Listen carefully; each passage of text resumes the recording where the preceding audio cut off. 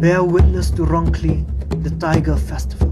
Nestled in the mist-laden southern foothills of the land of the Hynniewtrep people lies the ancient hamlet of Rongkhli, home to 14 clans bound by an oath older than time itself. Their story is whispered through the rustling leaves and the silent gaze of the forest. A story of blood, reverence, and an eternal bond with the tiger.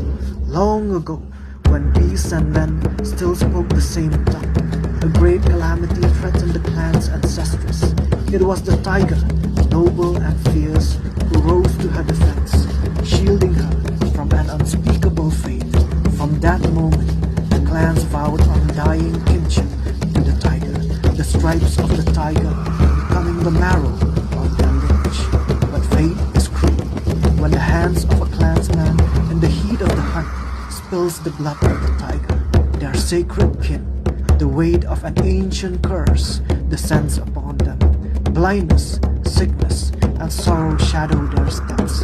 In these moments, the people of Rongkhli gather, their voices rising in prayer, their feet moving in ritualistic dance, their hearts seeking forgiveness.